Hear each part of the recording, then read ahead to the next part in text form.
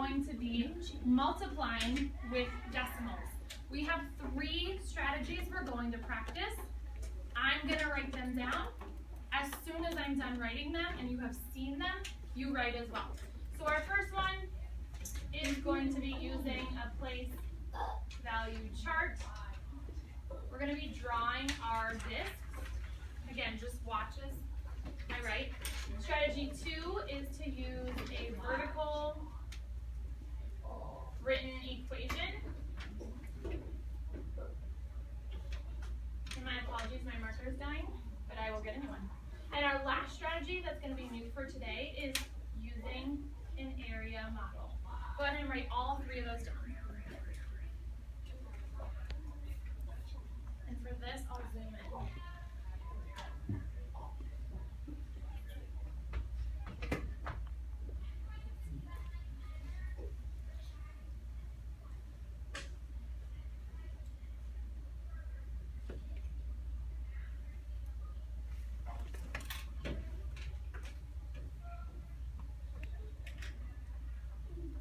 Done when your pencil's down. Jeremiah's even got his hands folded, ready to learn.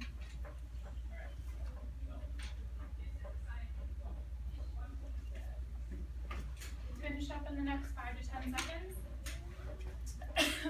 Greg,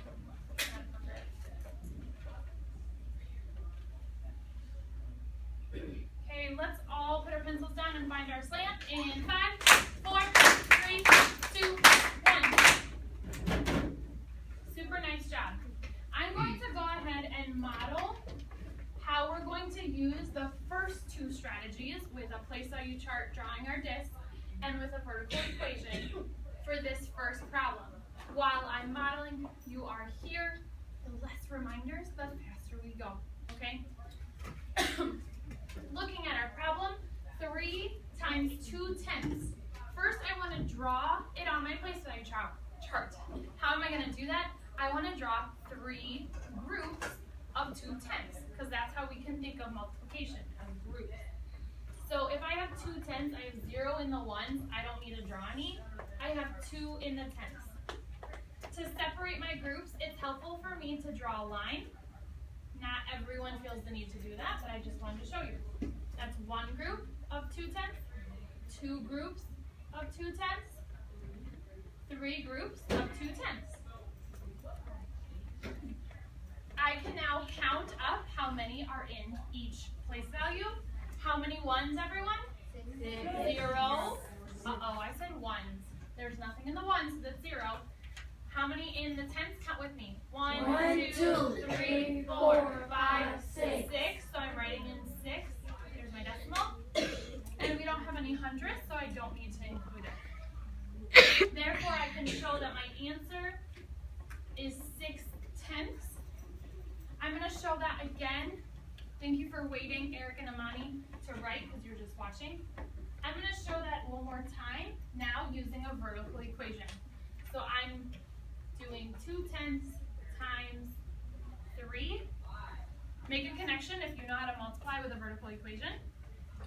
Okay, so this time we're just doing it with decimals. Just keep watching. Jeremiah, sit up. So 2 times 3, everyone? 6. I have to put my decimal in, and there's my 0. You can see that with these 2 strategies, I got the same answer. You may write. I'm going to zoom out a little bit.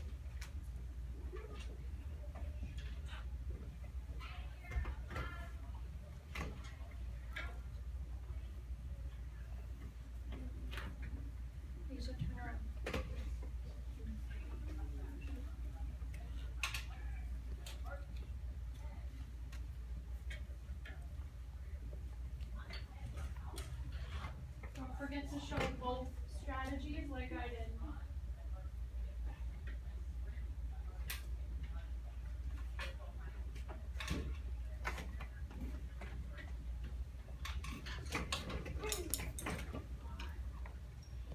As soon as you finish, think about that turn and talk question.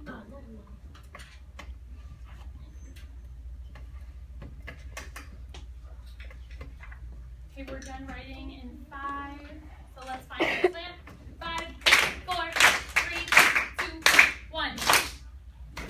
Awesome job. question. The question asks, how could you write this problem, so 3 times 2/10, as a repeated addition problem? Who can help me out? I'm going to write what you tell me. Leo?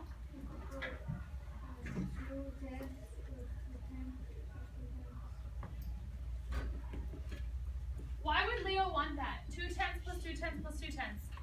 Why? Brian? Because it's 2/10 3 times, just like we put it on the place value chart. Wonderful. And if you added that up, guys, we learned how to add decimals the other day, lining up the place values. You would get 6/10. Oh, sorry, you can't see that. So it's one other way to get the same answer. Okay? So let's go ahead and look at our problem below. Number 2.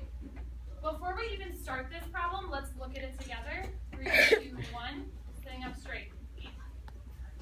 We can see this time we're going to use our place value chart again. We're going to use our vertical equation again. And now we're also going to bring in how to use an area model with multiplying decimals. Make a connection if you remember using an area model in multiplying whole numbers in 4th grade. Nobody used an area model? Make a connection. A couple of us remember it. Today, if you forgot it, it should come back to you. If you're learning it for the first time, we'll take it step by step. So looking here, we just did a problem like this. You guys can help me out with these 2 strategies, and then I will show you this one. But as we're working together, whether it's me sharing or you sharing, we will write when I tell us to write. Okay, so looking at our problem, we have 4 times 423 thousandths. So let's start with our place value chart. Who can tell me what I should draw in each group? Okay, so if I was thinking about one group, what would I draw? Jeremiah. And the 1 should draw 4. Okay, 4 ones, he says. Well, before I do that, make a connection if you agree with Jeremiah. A couple of us, I see some of us don't. Who has a different idea of what would go in the ones? Trinity? She says nothing. Why? Because I actually want to think of this as 4 groups of 423 thousandths. So I'm not really going to draw this number. I want to draw the decimal. So Jeremiah, you want to change that? Where would my 4 go? In the 10th. In the tenths? How many in the hundredths? 4. We have 4 in the tenths, 2 in the hundredths. Guys, everyone, how many in the thousandths? 3. Okay, go ahead and draw that now and draw me 4 groups of that.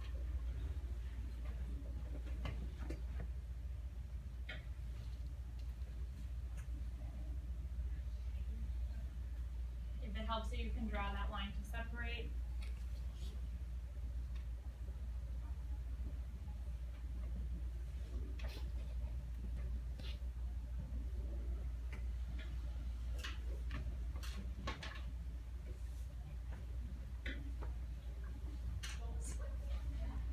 As you're done drawing, count them up and write how many are in each place value at the bottom of the chart. Helps you could do it even underneath.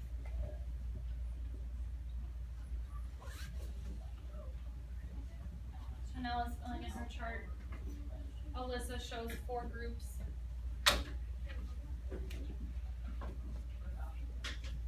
Leo's making sure all of his groups are the same.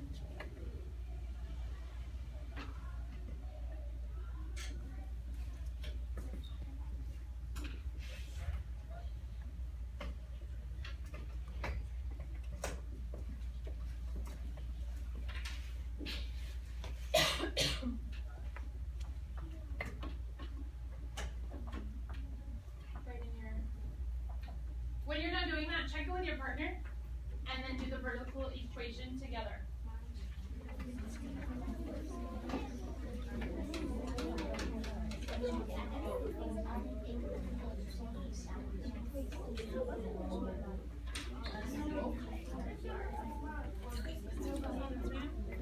Okay?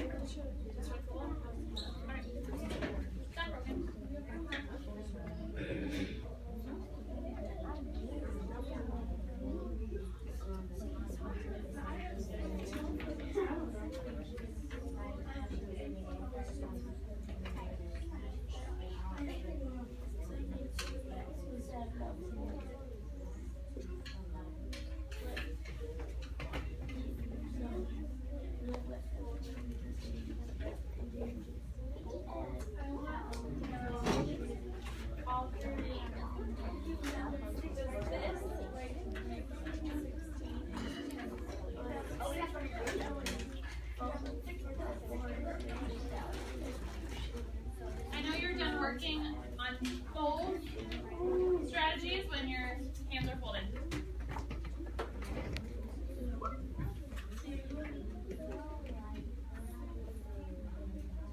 you working with Kayla?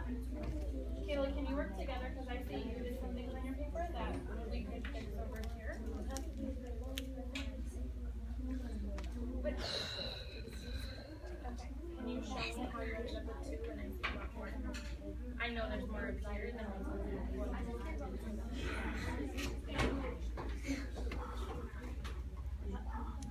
30 more seconds. So I'm wondering, is 12 in one place value make sense? Or 16 in one place value? Finish up in 10.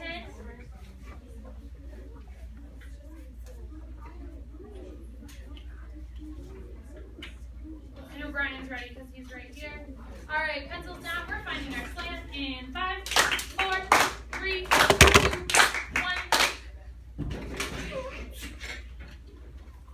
Okay, it takes everyone, Hipsters. Wonderful. Volunteer to show their work. I'm going to go with Kayla because I saw not only really good work, but then her helping her partner fix some of his mistakes. Okay, who would like to explain Kayla's work? Because we have a lot going on. Amani, help us out. Let's start with the place value chart. Okay, so there, if you add up all the fours. Sorry, hold on one second. It's best if Amani is describing work on the board for all of us to track the board instead of her. So let's just fix that. All right, thank you, Amani. Continue. So if you count up all the fours, you will get 16. And I see that she grouped together 10 of those and put them into the ones place, and that equals 1 1. And then she counted up the hundreds, and she realized there wasn't a 10, so you can keep that the same. And then when she counted the thousands, she also realized there was a 10, so she pulled that and put it in the hundreds, and that also equals 100, another 100, so you would get 9. And then what's left over would be 2. And then all together, what you would get is 1,692,000. Send Amani some love and Kayla some love. That was super awesome. I have one thing to add. How did we end up with these numbers in the groups? Well, we just want to remember Kayla did 4 groups of 423,000. So there were 4 groups of 410s, 4 groups of 200s, 4 groups of 3,000s.